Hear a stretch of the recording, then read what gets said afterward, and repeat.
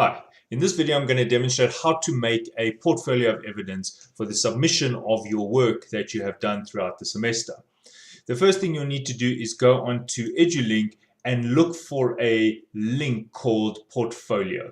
Click on the Portfolio link and you should see two zipped folders. Now I use RAR or zip, it's up to you. These are two of the same things, just using different formats.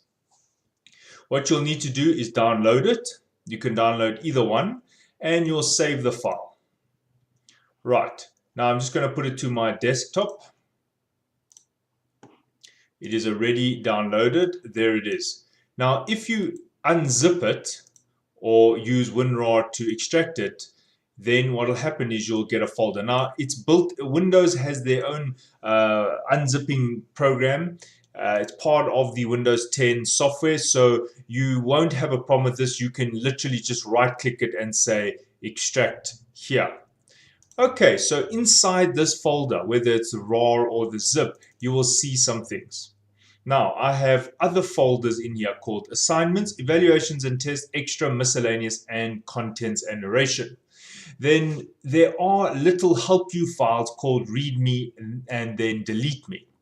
Now let's look at this readme and delete me. All the instructions for the portfolio of evidence is actually in this readme and delete me file. For example, it says the student is required to hand in a portfolio of evidence. That is the PoE, portfolio of evidence. And this is proof that you performed continuous assessment during the semester. Remember, I've handed all your tests to you. Now I need them back. I need them back in a scanned format, which will be uploaded to the cloud. So submission is on the cloud. That means you're going to do it online. What are the minimum requirements for the portfolio? I need a zipped folder titled as your surname, uploaded onto the cloud. I need an MS Word file that links all your work together. I need scanned copies of all your evaluations. And please note, this also includes failed evaluations. It's very important to show the Engineering Council of South Africa, etc., that you were given additional chances to improve your work. So please don't worry about putting failed assessments. Your marks have already been calculated. It's just for auditing purposes. Now, there's also some notes here. You can just read through this and so forth. Right. Okay, so you will see there's something called a contents and narration document. Open that. Now, what will happen is it says portfolio of evidence. And what this is it's a title page that is going to tie all your uploads together. For example, you are going to be uploading all your past tests into this folder called evaluations and tests. So that'll be small class test 1, small class test 2, main test 1, makeup test, etc., etc. So in here, you'll also see a readme and delete me. And it says here, in this folder, you need to put your scanned short and main tests as separate PDFs. Now, please note the format. It does not say JPEGs or bitmaps. And the reason is it must be a single document. I can't have JPEGs, because when you use a JPEG, you'll see that it will not merge all the pages together. Whereas a PDF, you can see that all the pages get merged. You see there, 58 pages and so forth. So when you do a scan your documents, please use the format of PDF. Right, so once you have your portfolio of evidence, it will look like this. Now, inside the evaluations and tests will be all the tests you've written. You'll scan them in, and as you can see, they have been scanned in neatly here, and these are the tests. And then if you look at the contents and narration, we can see that these tests have been hyperlinked to the location in the folder. For example, if I press Control and I click here, you can see how it brings up the test. If I press Control and I click here, you can see how it brings up the test. And how do you do that? Quite easily. You will then highlight the statement, main test. You right click it and you say hyperlink. And then you point the the line to wherever it was. So it's evaluations and tests, and this one happened to be main test 1, so we'll say main test 1. And that's how you do a hyperlink. Let me show you on a document.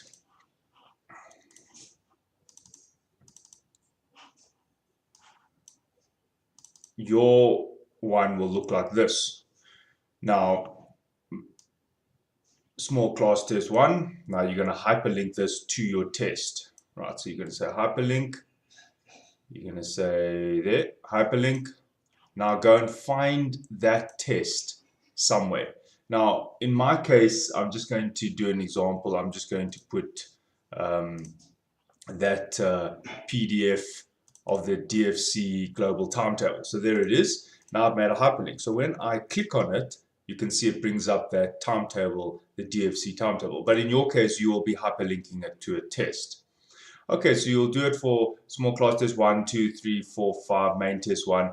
What this section here is for is if you missed a test or there was a problem, then you put your comments here so the moderator and myself can see what the issue was with that test.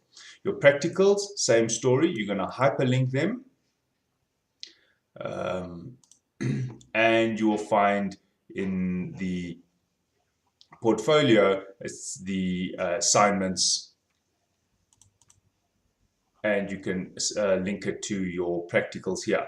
You can put it under the assignments if you want. Notes to the lecturer. Well, this is for special cases, people who have missed tests or feel like their mark wasn't correct or something like that. You can just make some notes here. If you haven't passed the course, but you really believe you should pass the course, you can motivate it here and add your proof of maybe you were at a funeral or whatever had happened to you for your reason to not do a test or whatever it was. And if you want to, you can write a little bit about yourself, what you learned during the course, things that stood out for you. What did you enjoy? What didn't you enjoy? And how can we improve this course for the next group of students? So if you don't mind, you can just rate the course by saying what you liked, what you didn't like, what can we do to make it better for the next group? How can we make it easier for them? And please note, you must put your surname here, your student number, and the date.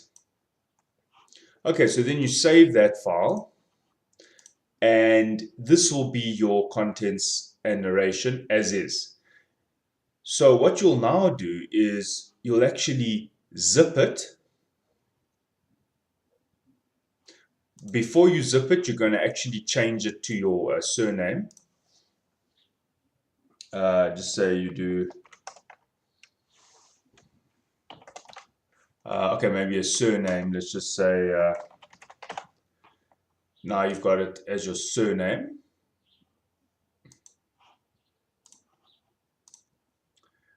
And now you're going to zip it. You can zip it or RAR it or 7-zip, whichever, I don't mind. Okay, there it is. I've zipped it. Now you need to get this to me. Do not email me this thing of 10 megs or whatever, 50 megs, whatever you've scanned it to. This thing has to be put on the cloud. So what you're going to do is you're going to go to OneDrive. You can just Google OneDrive. There you go. It's Microsoft OneDrive. Just to show you what it actually is, some of you might be familiar with Dropbox, Google Drive. It's the same thing. It's an online storage place for your stuff. Now, why I use OneDrive is because every semester there are problems with Google Docs. The Dropbox isn't too bad, but really the OneDrive works the best. So what you're going to do is you're going to need to sign in, which means you need to have a email address. So you might need to sign up.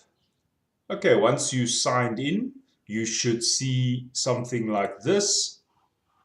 And you would want to make a place to put your portfolio. Now you can put it anywhere. You can put it in your documents. You can make a new folder here. It really doesn't matter. So say we make a new folder. We're going to call this AEP 3221. There it is. And now we want to upload the portfolio. So what you're going to do is you're going to go and find it. There it is.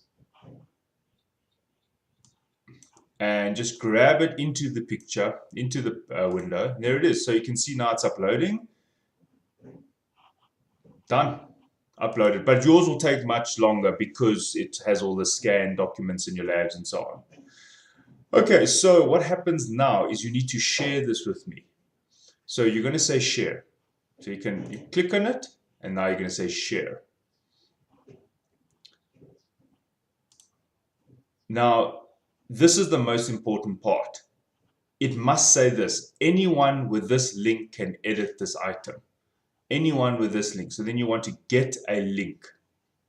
And all you're going to do is copy this link and send it to me. So you will then create an email. You can, if you want to, email it to me, pbaron@uj.ac.za.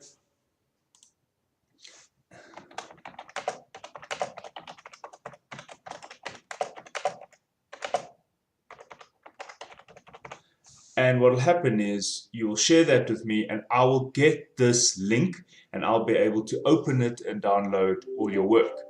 And as you can hear, I've just received that email. It's coming through now. There it is.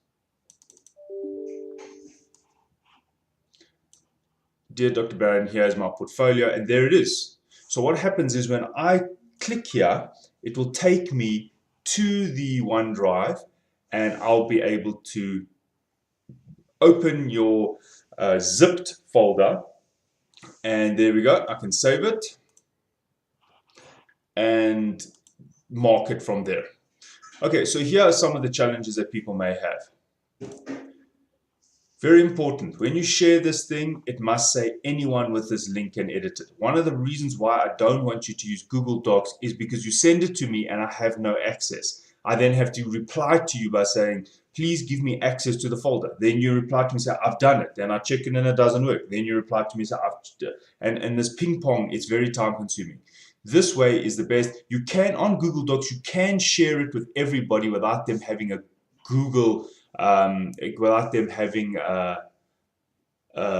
actually you can't. They have to have a Google account. So I have to log in with my Google account, and where the problem is my Google account, my UJ account are not friends. They're not the same username. So you will add me as pbaron@uj.ac.za, but I don't have a Google account in that name. So if you can just copy this link, if you don't want to use the OneDrive's email, and you will then just send the link to me. You'll create an email, and you can also just send the link